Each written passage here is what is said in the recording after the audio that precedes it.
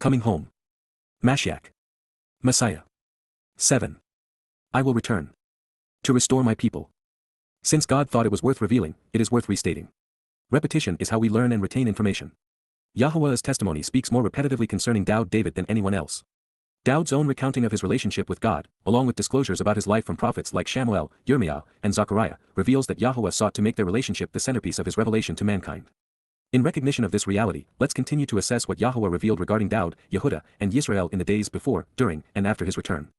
This prophecy comes to us by way of Yirmiyahu, commonly known as Jeremiah. The word, ha-daber, the message communicated, which, to reveal the way to enjoy the benefits of the relationship, asher, that leads to the path to walk to get the most out of life, came to exist, haya, with, Yirmiyahu, Yahowah raises and lifts up, Yahowah teaches and guides, respect and revere Yah, commonly transliterated Jeremiah, from, min, heth, Yahowah, the Almighty's proper designation pronounced as instructed by his Torah guidance on his haya. Existence and his role in our shalom reconciliation as our, Eloah God, to announce, La Amar, Yirmiah 30:1, this is what, Yahowah, the God of Yisrael, Elohim Yisrael, the Almighty of those who engage and endure with God, proclaims, Amar, so as to declare, Amar, of your own volition, write, Kathabla Ada, choose to literally inscribe, jotting down using this alphabet. Kal imperative, all of these words, ha-dabrim, every one of the statements, which lead to the proper path to get the most out of life, that. Asher, I have and will be speaking to you about, Daber el Ada, doing so in a written document so that there is a permanent record, el Seper. Yirmiah 30:2.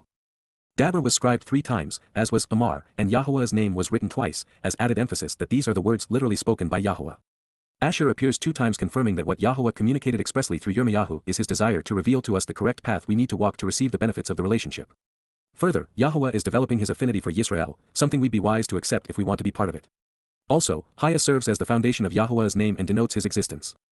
The prophet's name conveys that Yahowah's teaching guides those who come to respect him to the point that he is able to lift them up and raise them as a father would do for his children.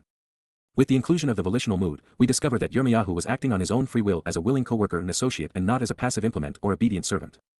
Equally revealing, by including Kathab and Seper there is no denying that Yahowah wanted an immediate, written memorialization of his spoken words, to maintain the integrity of the message and to share his testimony openly and accurately. Our willingness to listen in and then convey these same words achieves an exceptional result. We become a party to the conversation, as if we were there. We are placed in the same position as the prophet.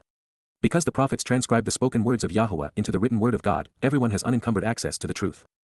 Yahowah made this possible so that we can get to know him, appreciate what he is offering, accept what he is requesting, and benefit from the result, independently and directly, with all of the pertinent facts laid out before us. It seems obvious, but perhaps still worth mentioning, we'd be wise to capitalize upon what God, and his prophets, provided. There are also numerous insights we can draw from this introduction. First, Yahowah identifies himself by name and by title, declaring that he is the God of Yisrael. Second, God prefers to speak first, and for us to listen. Third, Yahowah wants us to write down what we hear so that we can accurately share it with others. Fourth, Yahowah chooses to communicate through the prophets he has chosen. Fifth, Yahowah proves the authenticity of his prophets through the actual fulfillment of their prophecies. Sixth, Yahowah wants us to observe his written word as a collective whole rather than in bits and pieces. His testimony should never be pulled out of context or truncated to suit anyone's agenda. Seventh, Yahowah understands that the written word is less susceptible to alteration and better suited to learning and, therefore, prefers it to the spoken word. Eighth, God knows that the written word facilitates closer examination and more thoughtful consideration, thereby making it easier for us to know him. Ninth, Yahowah recognizes a written document provides a demonstrable record upon which his prophecies can be evaluated and his validity authenticated. We should also be smart enough to realize that when some pretentious religious proponent claims that God spoke to him, he is lying. We know this because God had his prophets write down everything he had to say, including his name, the one the Nimrods abhor. Moreover, the message that village idiots convey routinely contradicts, rather than affirms, the proven words of God. Yahowah's message endures the test of time. And in this instance, his words pertain to our time.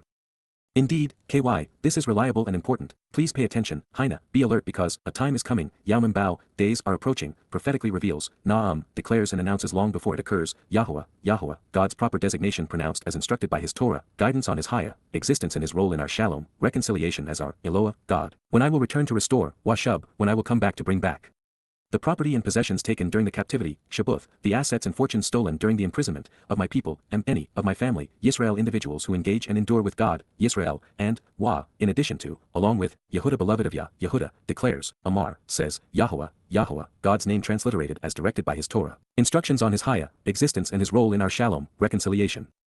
And then, I will return them, bringing them back, Shubhem, I will transform and restore them, to, the land, Eretz, the place, that, for the benefit of the relationship, Asher, which, to show the way to get the most out of life, I gave, Nathan, I offered, bestowed, and appointed, to their fathers, Abhem. They will receive it as their inheritance, YAHOWah, as rightful heirs who were driven out, they will take possession of it. Yirmiyah/Yah lifts me up /Jeremiah 30 verse 3. Israel belongs to Yisraelites, the descendants of Abraham, Yitzchak, and Jacob. Judea belongs to Yehudim, the beloved of Yahowah. Therefore, God takes exception with the myth that there is a Palestinian people and thus their claim that Palestine is their country. We can be assured there will not be two states established and enduring on the land. Beyond this, after experiencing the diabolical impact of giving the high ground of Czechoslovakia to the Nazis, we should know that appeasing terrorists is a really bad idea. Further, this prophecy reveals that Yahowah is coming back, and he is doing so to return the land and property he gave to Yisrael and Yehudah. It is their inheritance, and God is displeased that so many, beginning with Egypt, Assyria, and Babylon, then Greece and Rome, followed by Christians and Muslims, seized his land from his people. I can assure you that God is not stupid nor is he inarticulate. If Yahowah wanted to say that his return is on behalf of a church and for the benefit of Christians, or that he is coming back as Jesus Christ, he would have said so. If he favored the Dome of the Rock or Al-Aqsa Mosque, Muhammad or Muslims, and wanted to be known as Allah, he would convey all of this but did not. If his name were too sacred or too complicated to pronounce, as in Ode Judaism he would have used Hashem rather than Yahowah. And if he respected the principles of Judaism, he would not use Shub to describe his return if the rabbinical notion that he is incorporeal were true. Continuing to reinforce the obvious, if God intended to transfer the promises he made to Daud, Yisrael, and Yehudah instead to Jesus, Christians, and their church, he would not say that a day is coming when he will return to restore the property and possessions taken from Yisraelites and Yehudim by Gentiles. For an informed and rational person, this is a fatal blow to the mythology of replacement theology and thus to the basis of Christianity. Since Asher continues to play such an important role in this prophecy, its next appearance will be even more fully amplified for our edification. It is, after all, the word that brought us to these words decades ago. And these are the words, Wa el-leha dabrim, so God spoke the words in this message, which, to reveal the way, Asher, that provide directions to enjoy the benefits of the relationship on behalf of the blessed, fortunate, and happy, showing the steps to walk in the correct and restrictive manner which give meaning to life and provide encouragement and joy to those properly led and guided by, Yahowah, Yahowah, God's proper designation pronounced as instructed by his Torah, guidance on. His Haya, existence in his role in our Shalom, reconciliation as our Eloah, God, spoke, Daber, communicated, concerning, El, as God on behalf of Yisrael, individuals who engage and endure with God, and, Wa, in addition, to Yehudah, El Yehudah, concerning beloved of Yah and related to Yah, even relate to Yahowah. Yirmiyah 30:4. This is what, here, now, at this time, thusly, Yahowah, God's name transliterated as directed by his Torah, instructions on his Haya, existence in his role in our Shalom, reconciliation, conveyed, Amar, says and proclaims, as we heard, Shama, we were able to hear and listen to, the sounds, Kau, the noise, voice, and audible cry, of concern over the terrorists and terrorism, Charada Pakad, of the horrible anxiety and panic, the overwhelming dread and fear, when there were no prospects of reconciliation or peace, Ein Shalom, nothing favorable or beneficial, no contentment or satisfaction, no friendship or sense of well-being or tranquility. Yirmiyah/Yah teaches and guides /Jeremiah 30 verse 5. This prophecy reiterates that Yahowah continually speaks to and about Yisrael and Yehudah. As such, God does not give up on his people and will not enrich others at their expense. Yahowah promised to restore the stolen possessions of Yisrael and Yehudah, taken by the very Gentiles now terrorizing his people. Addressing them, Yahowah is clearly cognizant. Rabbis have managed to convolute the purpose of his YYV2C7, especially Yom Kippurim, the day of reconciliations, such that there is no longer a means to reconciliation in the land. Making matters worse, the rabbis disavow Chag Matzah, deny the fulfillment of the YYV2C7, and do not accept Daud as their savior, much less as the Messiah and Son of God, leaving no prospect for Shalom.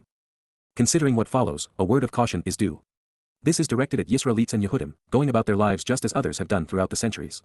They are living in denial, believing that tomorrow will be like today and that nothing material is going to change. It is the mindset that made the Holocaust possible, largely because Jews couldn't fathom the implications of trying to survive in a world resolved on trying to eradicate them. But this foretells events well beyond the ordinary. We are entering the occasion of restoration and return as we approach the time of Jacob's troubles. If you are a Yahud or Yisraelite, wake up and smell the stench of religiously and politically inspired terrorism before you become a victim. Recognize that you are the target. Resolve your conflicts with Yahowah now, because tomorrow may be too late. As we progress to the next statement, I am aware of a number of covenant members who recently gave birth to a child or who contemplate having children. Rest assured, as we will read, their faces are not among those Yasees as nauseating. Their children will accompany them into the covenant.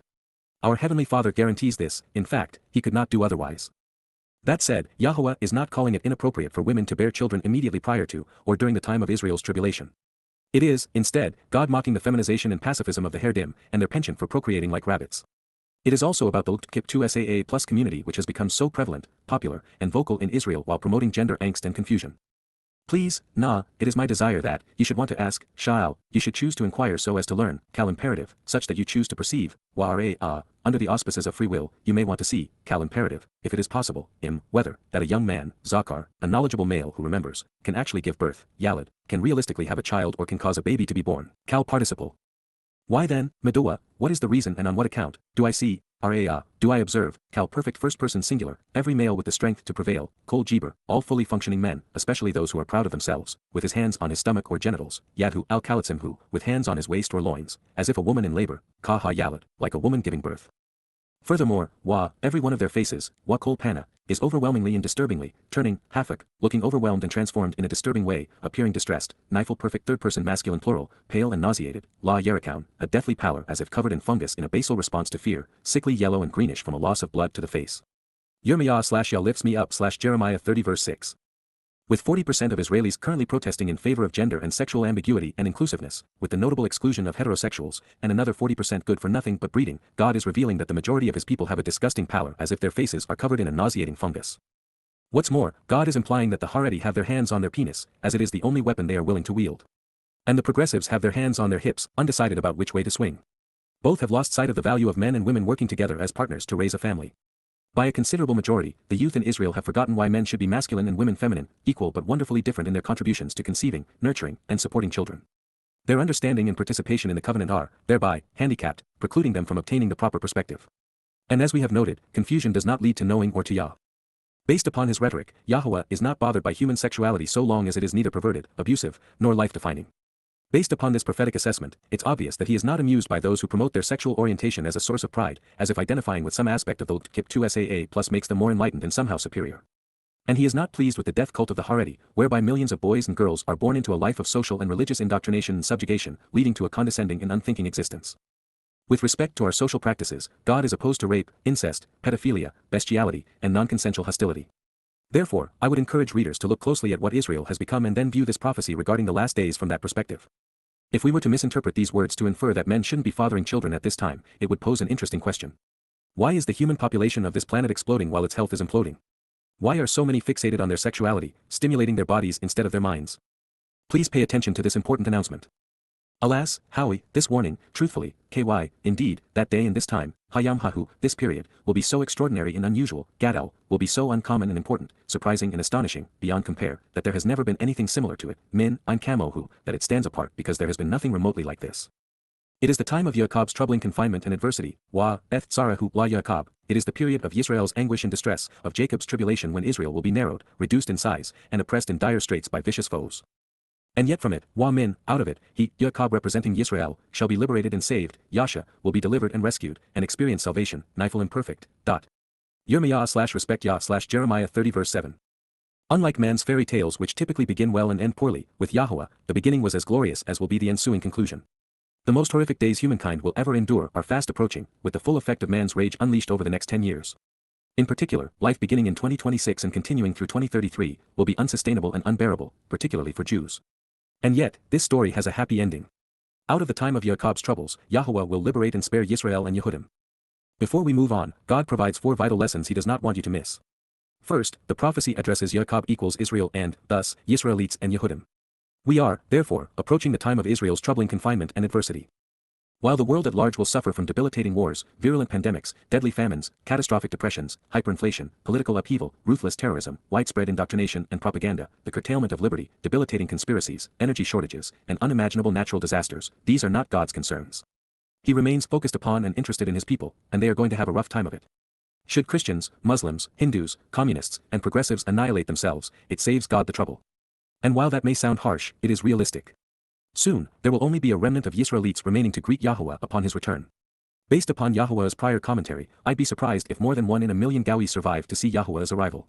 And among Yehudim, perhaps 1 in 1,000 will accept the truth before it is too late. Second, Tsara, which is the feminine of Zar, derives its meaning from its verbal root, tsara. It means to bind, which is to control religiously, politically, judicially, or militarily. Tsara is, to narrow by besieging and confining. This indicates that Israel will shrink in size and that Jews will be confined to certain areas and not allowed into others. Worldwide, it suggests a return to the shtetls and ghettos. Tsara also means to treat with enmity, vex, harass, persecute, and oppress. And since this is directed at a single race, we should be anticipating a steady rise in antisemitism. Apart from its actionable root, Tsara describes a calamitous and anguishing time of trouble, with unfavorable circumstances causing emotional suffering and physical agony. Also telling in this regard, Zar serves as the basis of Mitzrayim, where the mi prefix encourages us to contemplate the implications of Zar while the ym suffix denotes that there are multiple causes of distress. This is to say that Jews will suffer as they once did under Mitzrayim the crucibles of religious and political oppression in Egypt. Third, it is from this time of Towrah that a remnant of Israel will be Yasha, delivered, liberated, and spared. And since this prophetic promise follows a denunciation of sexually confused progressives and haredim, we can surmise that they will not be among the minority who will be reconciled. And fourth, please be aware that things are going to change rapidly, and for the worse. God said, this time will be so extraordinary and unusual that there has never been anything similar to it. With the large influx of Muslims into Europe following America's misadventures in Afghanistan, Iraq, Syria, Libya, and Somalia, the continent is as anti-Semitic now as it was prior to the Holocaust. America's insistence on killing Russians by using Ukraine as a proxy is going to be exceedingly disruptive to economies, international trade, energy distribution, and food supplies, and it will likely end in a nuclear war. The world's insane response to the COVID-19 virus is evidence that everything can change in an instant, with the deprivation of life, liberty, and livelihoods. Further, with America crumbling and China soaring, alliances in the Middle East are rapidly evolving. This carousel will stop revolving when the Muslim nations agree on the one thing that unites them, the desire to destroy Israel. Further, Israel's capricious benefactor, the United States, is rapidly headed toward extinction, which will leave Jews vulnerable. All the while, Israel is tearing itself apart at the seams, with progressives and haredim in irreconcilable conflict. Therefore, life will become intolerable for most diaspora Jews and Israelis while a precious few will find salvation. And in this case, Yahu, his means to manipulate and control being singular, is likely a reference to the corporeal manifestation of Ha-Satan, who is expected to arrive in early April 2030. 3 years later. And it will happen during that time, YAHOWAH, it will come to pass in this day, prophetically declares, Naam, reveals well in advance of it occurring, Yahowah, God's name transliterated as directed by his Torah, instructions on his YAHOWAH, existence and his role in our Shalom, reconciliation, of the vast array of spiritual implements, Saba, of the command and control regiment of heavenly messengers, that I will break, Shabar, I will destroy such. That it no longer exists, Kal in perfect first-person singular, his yoke, his means of control and manipulation, Olhu, his means to deal ruthlessly and wantonly, both singular, from upon your neck, Min, out Sa'ar, Ada, and I will pull off and tear away, Wa Natak, your bonds and shackles, Mausra, Ada, your fetters and chains which bind. Those who are illegitimate and unauthorized, those falsely claiming authority who are foreigners advocating that which is improper, Zerim, strangers who are estranged, will no longer make him, Jacob and, thus, Israel, work for him, while lo, Abad Bahu out, will never again enslave him, forcing him to either worship their way or be reduced to servitude. Yirmiyah 30:8. It sounds archaic to speak of freeing slaves, but frankly it's not, particularly for Muslims. There are some 50 million slaves today, 3 times the number of Jews. Further, Ha-Satan is a despot, and his corporeal manifestation will impose a tyrannical fascist or communist government over Israel such that no one will be free. The Egyptians were the first to enslave Jews and force them to labor on their behalf. But the same was done by the Assyrians, the Babylonians, the Greeks, the Romans, Roman Catholics, Muslims, and most recently Europeans. The extreme subjugation of Jews is still envisioned by the conspirators. But these shackles will be removed and broken. Yehudim and Yisraelites will live as the Torah teaches, free and liberated lives. Choosing to do that which is rewarding and beneficial, and under the auspices of free will, Yisraelites shall instead engage in a labor of love. And they will do so with the most beloved.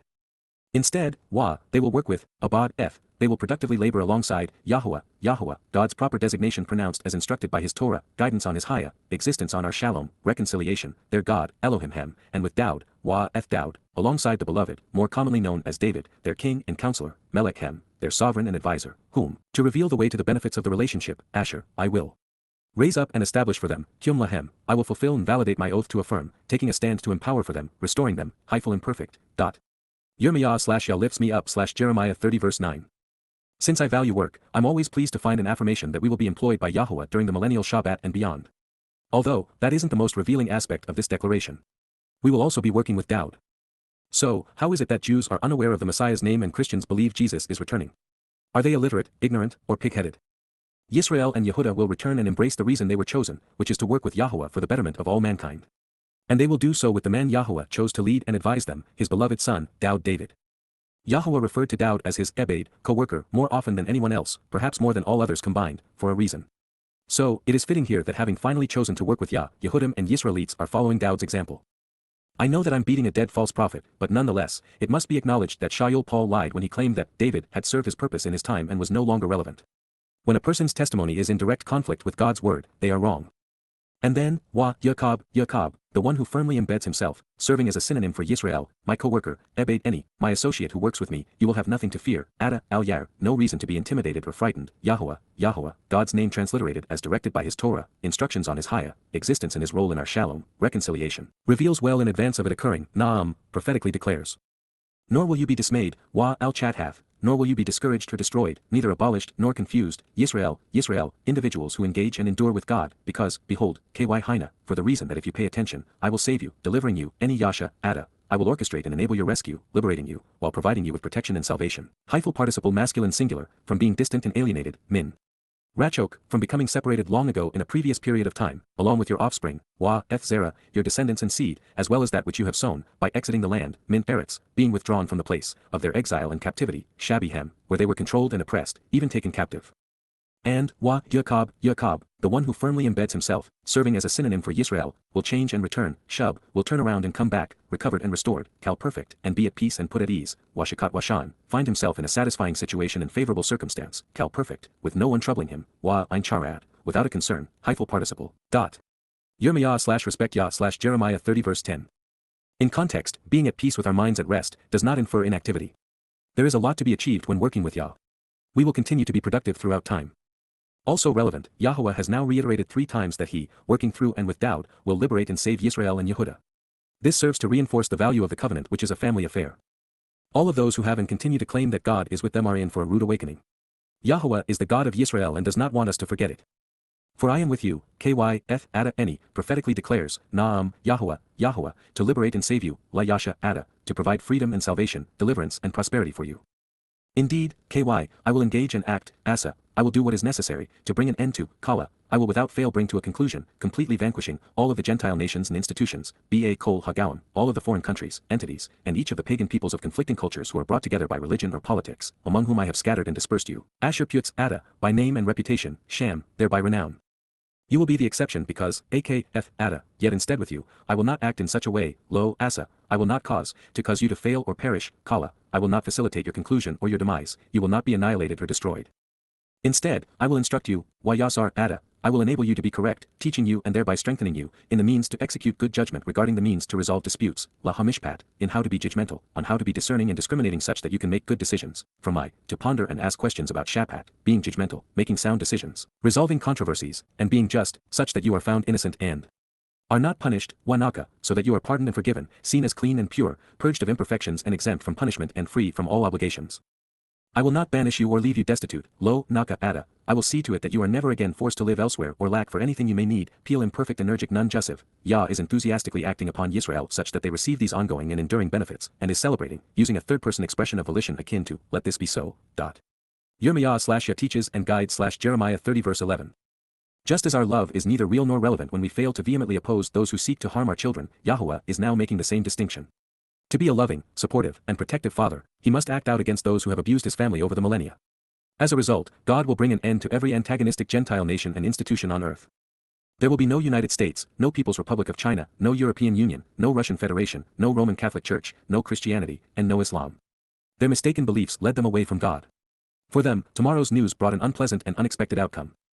Such will not be the case with the chosen people, Yisraelites and Yehudim, because Yahowah will never abandon them. To be instructed by God is to read his Torah, something that will soon become much easier. Upon his return with Daud, and as they renew the covenant with Yisrael, Yahowah will inscribe a copy within us, providing direct access to his guidance. This will equip us to safely and responsibly explore a 6-dimensional universe and allow us to enter the 7th dimension of the spiritual realm. Yahowah. There are 2 additional relevant references to this occasion of restoration and return in Yirmiyah. The next appears in the following chapter, and it is among the most powerful announcements ever conveyed by God. The prophecy begins as did the last, focusing on the same people. And yet, as the only statement within the prophets addressing a Berith Chadash, renewed covenant, it is both essential and lethal to Christianity. Without it, there is no basis for a New Testament. With it, the foundational claims of the New Testament are destroyed, completely and irrevocably obliterated. Behold, Hina, look up and pay especially close attention, a time is coming, Yamim Bao, days are approaching, Yahowah, God's name transliterated as directed by his Torah, instructions on his Haya, existence and his role in our Shalom, reconciliation as Eloah, Almighty God, reveals, well in advance of it occurring, Naam, prophetically declares, when I will enter into and cut with, Wakeret Eth, when I will establish through separation a set-apart agreement on behalf of the house of Yisrael, Beit Yisrael, the home of those who engage and endure with God, and with the family of Yehudah, Beit Yehudah, the household of those beloved by Yah, are restored and renewed, Chadash, a repaired and reaffirming, from Chadash, to renew and repair, to restore and reaffirm, covenant, Berith, family-oriented relationship. Yirmiyah/Yah lifts me up and raises me/Jeremiah 31 verse 31. The covenant will be restored with the people designated from the very beginning as its beneficiaries. We have moved forward 4,000 years, 80 Yobel, and have returned to where it all began. There is no accommodation here for replacement theology, for Gentiles replacing Yehudim or the disowning of Yisrael in favor of a church. God says what he means, and he means what he says. This is an intellectual kill shot for Christianity. Surprisingly, it is also devastating for Judaism because the covenant, while central and essential to YAHOWAH, is not among the 13 principles of Judaism. Its 5 conditions and 5 benefits receive no mention in rabbinic literature. There is no correlation in Judaism between the Berith and Micro-EY nor any acknowledgement that doubt exemplified and enabled our inclusion. And, of course, it's hard to engage in a relationship with someone whose name is never spoken. The adjective chadash renewed is defined by its actionable root, the verb chadash. It means to renew, to restore, to repair, and to reaffirm. This isn't announcing a New Testament, a Talmud, or a Quran but, instead, the reaffirmation and restoration of the one and only, unique and exclusive, Berith covenant, which is a family relationship. This extraordinary opportunity will transpire within a decade from this writing in 2023, and it will be unlike anything humankind has ever experienced. The occasion of restoration and return, when the covenant is restored, will be finalized on Yom Kippurim in year 6000 Yah, sunset in Jerusalem, 6:22 p.m. local time, the first day of the week on October 2, 2033. Our decision, whether informed or tragically misinformed, will be considered final, at some point prior to this time. This is, however, a different situation than what occurred some 4,000 years ago between YAHOWAH and Abraham, or even 3,480 years ago on the way out of Mitzrayim. Those ancient events set these current events into motion, albeit with a sense of urgency felt not by his people, but by YAHOWAH.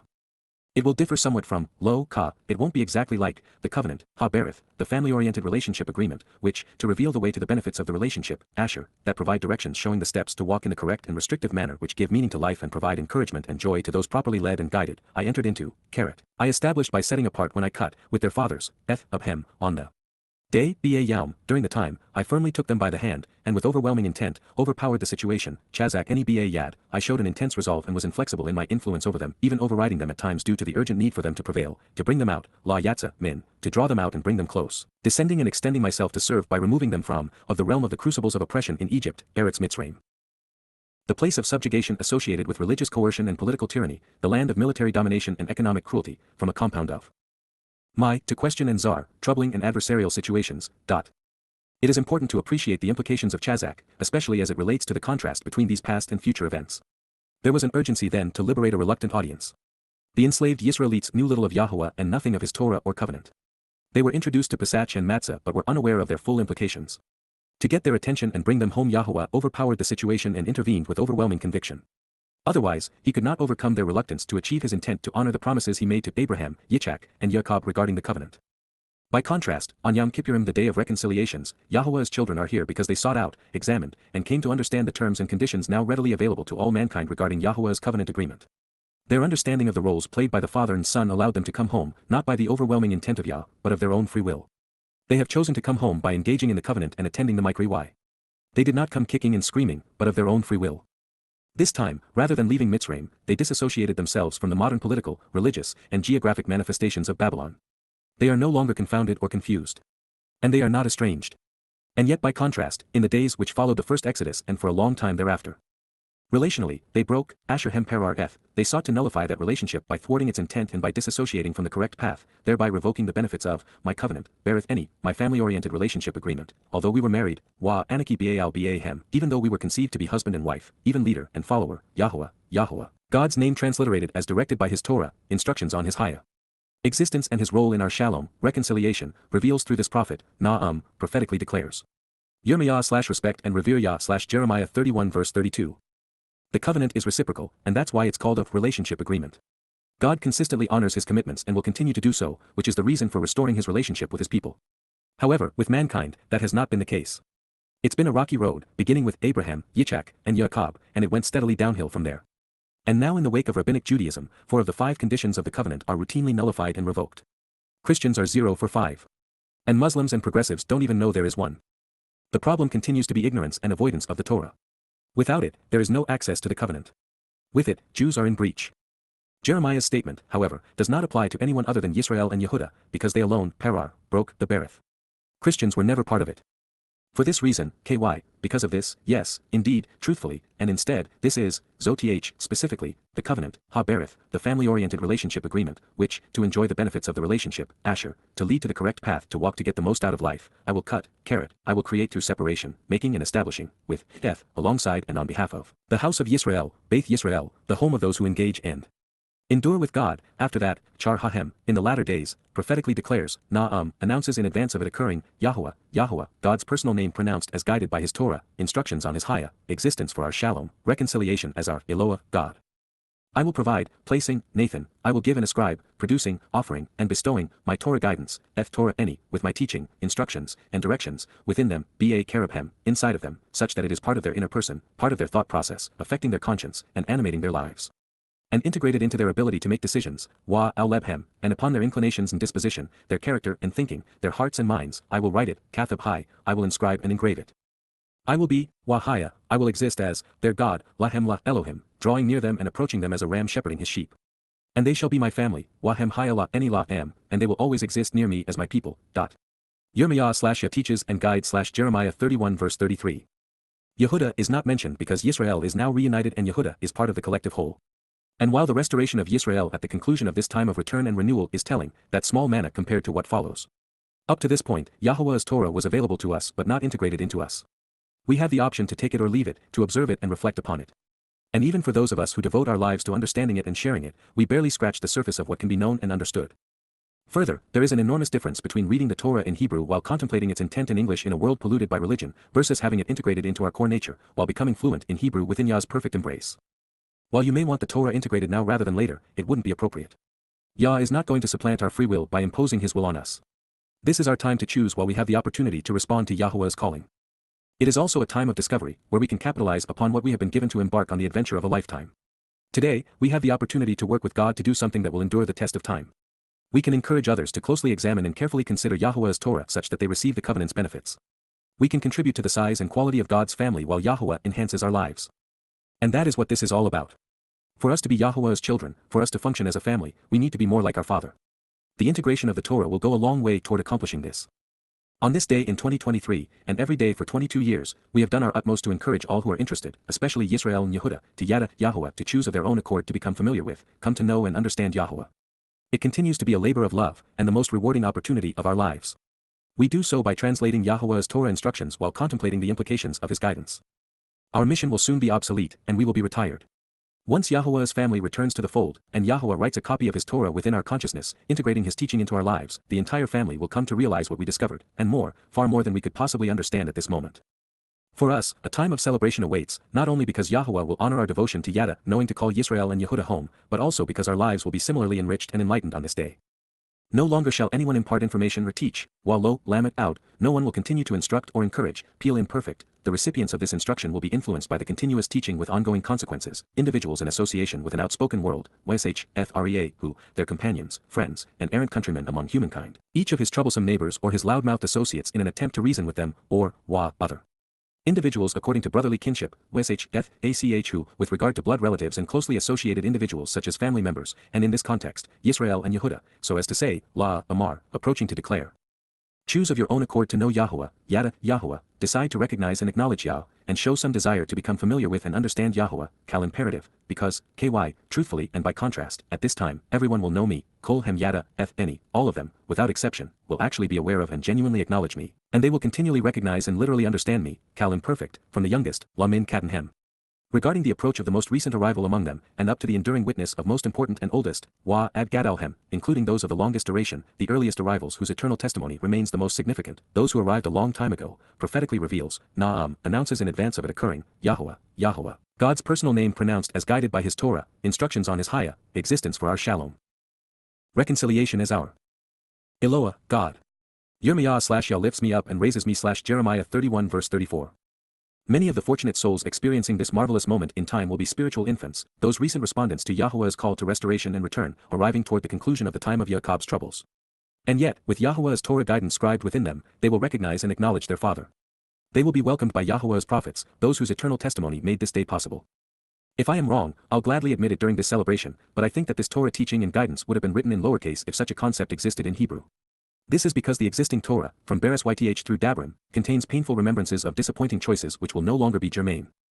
Moreover, just as there will be no reason at this point to tell those who already know Yahuwah to Yada Yah, there will be no reason to explain the conditions of the covenant to those already experiencing the joy of participating in it.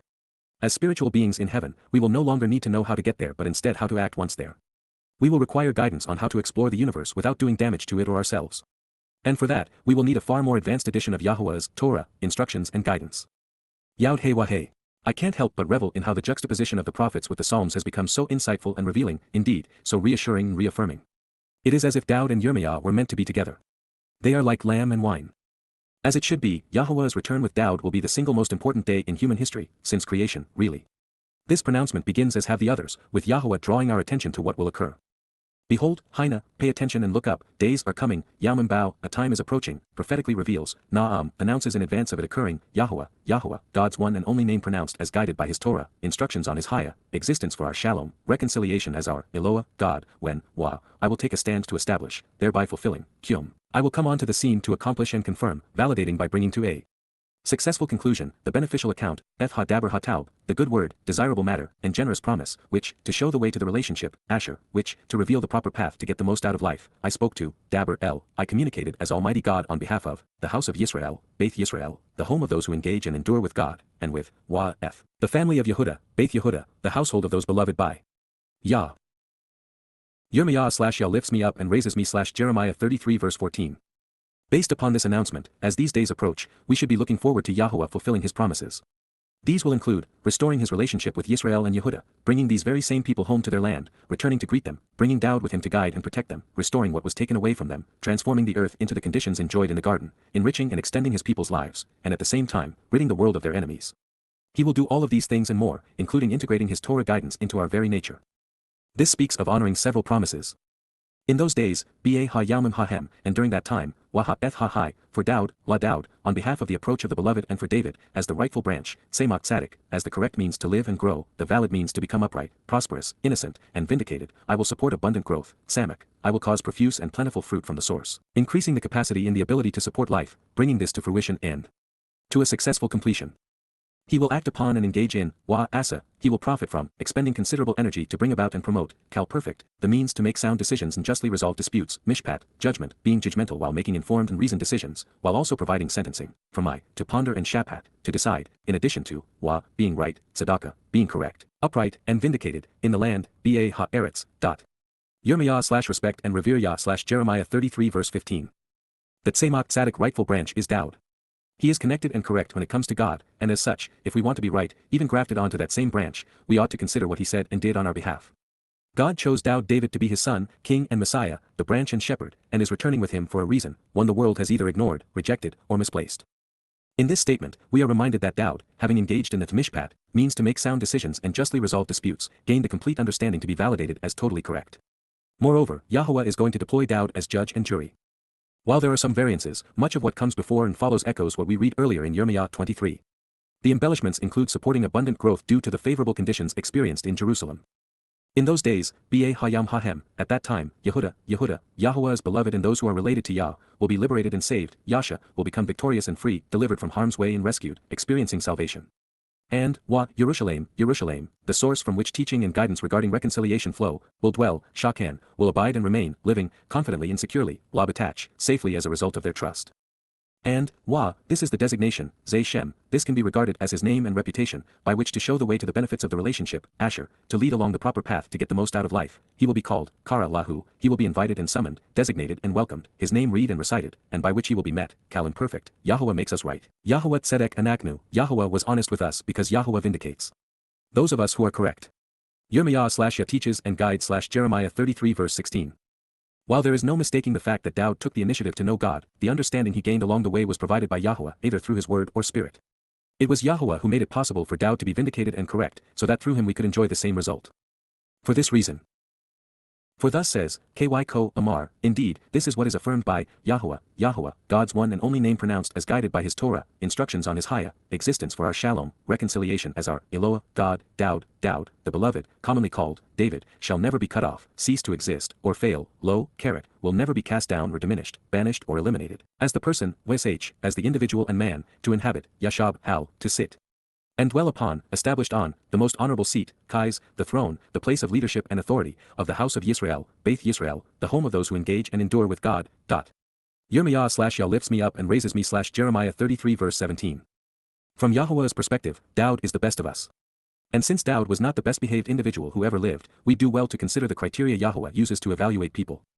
That said, this revelation obliterates the tenets of the religion best known for its dead God on a stick. It proves that Shaul Paul lied when claiming the Torah cannot save anyone, opining that violating a single edict was tantamount to breaking them all.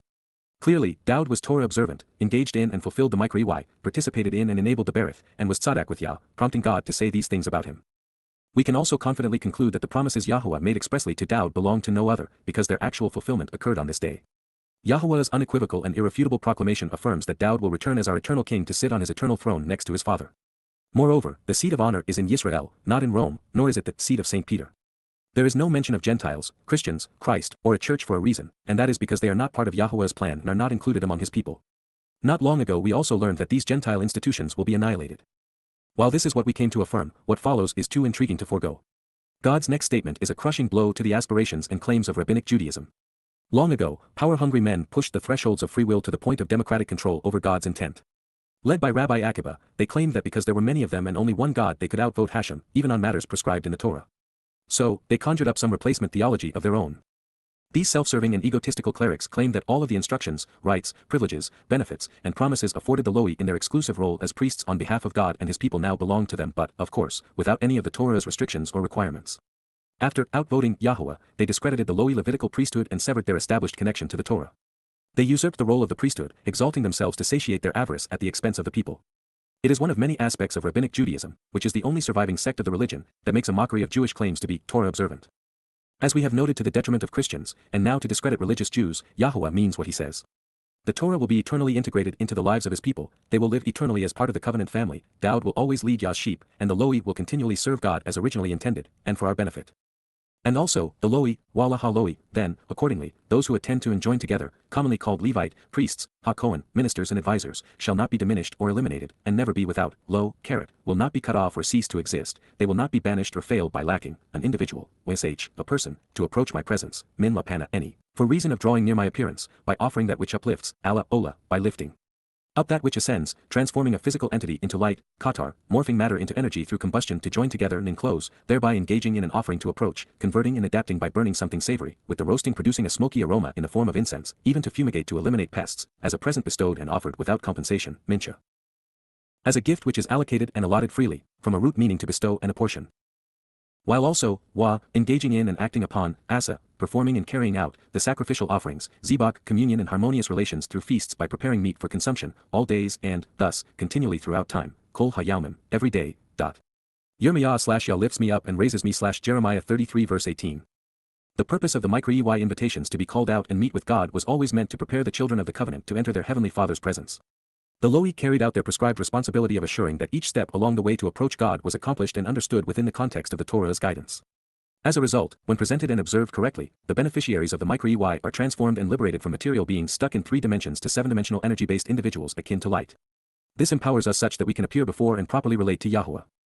Admittedly, however, you will not find qatar rendered as transforming a physical entity into light or morphing matter into energy through combustion in any lexicon, even though every definition includes burning, whereby wood is converted into radiant energy and light. They acknowledge combustion and the aroma of smoke, as well as the word's association with achieving a favorable result, which several lexicons define as approaching and engaging by joining together. I simply extrapolated from these connotations based on what we learned. And it seemed reasonable to do so in recognition that this is about entering YAHOWAH's presence through Allah and Ola, by being raised and lifted up. Progressing through the words, we find that mincha is also a bit of an enigma since as a noun, no one seems to know what it represents, leaving us to consider its verbal root. From there a picture emerges of Yah providing to his children, a present bestowed and offered without compensation, a gift which is allocated and allotted freely. This, too, is a slap in the face of rabbis who conjured up all manner of absurd ploys to charge exorbitant fees for services they mandated in their Talmud. Most everything required to be kosher, the central plank of the religion, is a money-making scheme. While the meaning of zabak is undisputed, which is to prepare an animal for consumption, which necessitates butchering and cooking it, the purpose is often misappropriated. The participants offer nothing to God but are instead nourished by the result. Said another way, every day will be a feast. There is an apparent conflict, however, one which I suspect is resolved through Albert Einstein's formula, E=mc². To celebrate the YYV, but also to enjoy one of the delights of camping out with our Heavenly Father, we will leave the 7th dimension as energy and explore the 6th-dimensional universe below as material beings. Additionally, the reason, kol hayamim, every day, may have been used instead of the more common, la aulam, forever, is that time is actually a function of matter because it only flows in a material realm. Therefore, the zabak could be limited to the years between 6000 and 7000 Yah, which are celebrated in Eretz the material realm, or they are addressing the days we choose to manifest physical features and enjoy the opportunities they alone provide. In the ultimate treasure trove of mind-expanding revelations, this next one shines brightly. If you are a Christian, be prepared to swallow your tongue and eat your words. So much for the notion of a New Testament based upon a New Covenant. As with all myths, it never had any validity. Then, the word, wadaber, the statement, message, and account, the matters worth communicating, of Yahowah, Yahowah, God's proper name transliterated as directed by his Torah, instructions on his Haya, existence for our Shalom, reconciliation as our Eloah, God, was directed to El, concerning God for Yirmiyahu, Yahweh lifts me up and raises me, Yah teaches and guides me, and I respect and revere Yahowah, in order to say, La Amar, so as to announce, 33:19, this is what Yahowah declares, Ko Amar Yahowah. If you can break, revoke, nullify, or split into two parts, I'm Parar, if you can violate, thwart, or foil, frustrating the intent of, or in any way disassociate from, by creating a second variation of, from 4qjr, hyphal imperfect, denotes cause and effect with the subject, those nullifying the covenant by separating it into two parts, influencing the object, which is Yahowah's covenant at this time, in this manner such that it now reflects their intent, making the object a secondary subject in this regard, with ongoing implications, my covenant, eth beareth any, that which is according to and associated with my family-oriented relationship agreement, of this time, ha-yawm, of this day, or my family-oriented relationship agreement, eth beareth any, or that which pertains to my covenant, during a time of darkness, ha-layla, of the night deprived of light, then, a means to approach does not and will not exist, bil thy haya. Accordingly, its existence is negated through disassociation. Based upon what was done, Yomam, at that time pertaining to the actions which interrupted it, when darkness prevailed, Layla, during the absence of light, in their time, Ba-Fhem. Yirmiyah /respect and revere Yah /Jeremiah 33 verse 20. Sometimes a single word can speak volumes. Such is the case with Parar. It served to condemn Christianity 800 years before the religion was created. During a time of darkness, away from the light, with the invention of a New Testament predicated upon transferring God's promises from Dowd and Yisrael to themselves as a result of Shaul's Paul's irrational diatribe, they nullified the covenant of this day by creating a second one. In so doing, they disassociated themselves, Dowd and Yisrael, from Yahowah's one and only covenant, frustrating its intent. In this case, para conveys the hyphal stem, meaning those who would seek to nullify Yahowah's covenant would frustrate the intent of the original covenant by separating it into two parts, and they would also suffer the effect of the verb, which is to be thwarted and foiled, and in the imperfect conjugation, the implications are ongoing. Admittedly, this passage is a challenging translation with the interjection of ha-yawm and ha-layla without a preposition. As such, they can be simplistically rendered as, of the day, and, of the night. Superficially then, translators commonly infer that, the Lord had a covenant, with the day, and, with the night. However, with was not written in the text. Therefore, since there is no corresponding mention of a covenant, with the day, or one, with the night, and recognizing that such a concept is ludicrous, the most responsible approach is to acknowledge that Yahowah's covenant, of this day and time, was nullified by splitting it into two parts during a time of darkness. Earlier in Yirmiyah we read that Yahowah would re-establish his covenant with Yisrael and Yehudah by placing his Torah, guidance, inside of his people. This made the notion of a New Testament predicated on annulling the Torah, and of replacing an Old Testament with a New Testament predicated on entirely different criteria, teaching versus faith, absurd to the point of scandalous. It should have been instantly and summarily rebuked. But, alas, there simply weren't enough rational and responsible people on earth to point out Christianity's faulty assumption. So perhaps now, this will help clear it up, and we can move on and past the religion of Shaul Paul and his plague of death. If you advocate a second, newer, and thus replacement covenant, there is no chance that your soul will survive Yahowah's return. If you remain intent on frustrating the promises God has made to his people, claiming them for your church, you are nearing the termination of your existence. In this follow-on statement, Parar reappears but is now modified by the hopeful stem, which is quite rare since its implications are so extreme. As we know, stems create a relationship between the subject and object of the sentence with regard to the action of the verb. Parar, to violate, break, and nullify is already harsh, but when these concepts which are so caustic to a relationship are taken to the extreme of the hopeful stem, it would be unwise for us to gloss over it. Also interesting, since the hopeful stem is the passive counterpart to the hyphal stem, the subject of the verb causes the object to participate in the action as an under or secondary subject. Therefore, in this case, Christians directly caused the covenant to be nullified by breaking it into two parts and, in the process, made the resulting covenant a source of frustration, like themselves. When we consider Yahowah's reasoning in what follows, we should be aware that the ploy used to garner credibility for religion was based upon nullifying everything Yahowah actually said and promised. The religious either nullify what Dowd achieved, or they rob him of all of his accolades and accomplishments. Moreover, if that is so, besides and by comparison and contrast, then again by concession, my covenant, beareth any, my family-oriented relationship agreement, would be broken and revoked through compulsion by creating a second variation outside the auspices of free will, parar, can be forcefully divided into two separate parts without my consent, and thereby thwarted and frustrated, even disassociated and violated against my will, hopeful imperfect, the forced imposition by those. Breaking the covenant agreement without consideration for its intent with unfolding consequences over time, with Dowd, with my beloved, my co-worker, Ebed any, the one I work and associate with. He would, thereby, be prevented from being, min hayalahu, as a result, he could not approach, and from such means of being separated from that which he originally belonged he would not exist as, a son, ben, reigning as king, melech, coronated and considered as advisor and leader, on his throne, al-Kais, who, upon his seat of honor, and such would be the case with, the loi, ha-loi, those who attend to and join together, commonly called Levite, priests, ha-Kohen, ministers. And advisors, serving as my ministers, shareth any, attending to my ceremonies by rendering assistance, Yirmiyahu/Yah teaches and guides Jeremiah 33 verse 21. God just said, if I were forced against my will to break my covenant, frustrating its intent by separating it into two parts, then my promises to Daud and my instructions regarding the Lo'i would be nullified. And without Daud, Yahowah does not have a Ben son to place on the throne, which speaks volumes about the importance of his service as the Passover lamb. It also means that rabbis are illegitimate usurpers who have no place or purpose in Yahowah's plans. This is breathtaking in its implications. While among the most challenging translations we have endeavored to accurately render, we have been handsomely rewarded for our efforts. Christianity and Rabbinic Judaism crumble in the wake of these words. Since Yahowah's promises are true, these religions are false. Likewise, they remain false because God's promises are reliable and fulfilled. There is no rational way for either to be inspired or valid. For those not similarly deluded, Yahowah has some very good news. To show the correct way to the relationship, Asher, to benefit and get the most joy out of life, the vast array of heaven's spiritual messengers, Tzaba HaShemaim, the ranks of the command and control regime of spiritual implements out of the heavens, cannot be counted, lo, Saphar, are innumerable, without a census, and beyond relating a number. Also, just as the sands of the sea, Wahal-Yam, the loose and coarse granular material that is worn down as tiny rocks of the ocean, are beyond measure, lo, Madad, cannot be accurately assessed relative to the quantity, in this manner and in this sequence of events, it is likewise valid, therefore, that in time, I will multiply, increasing in number, dimensions, and power, Rabbah, I will increase, making numerous and great, highful and perfect, that which is associated with the seeds, which were sown by the descendants of Zerah, the resulting seed, the offspring and family, in addition to that which takes root and bears fruit based upon what was planted by Daud, the beloved, my associate, Ebed Eni, the one I have worked with and will serve with, in addition to, also, the Lo'i, Ha-Lo'i, those who attend to and join together, commonly called Levite, who serve with me, Shareth Eni, who attend to my ceremonies by rendering assistance in conjunction to me. Yirmiyahu/Yah lifts me up and raises me Jeremiah 33 verse 22. It is music to my ears, and I trust to yours as well. Daud is the centerpiece of God's plan, the cornerstone of his home, and the exemplar of his family. To ignore him, deny him, or rob and replace him is spiritual suicide. Yod Hey Wah Hey.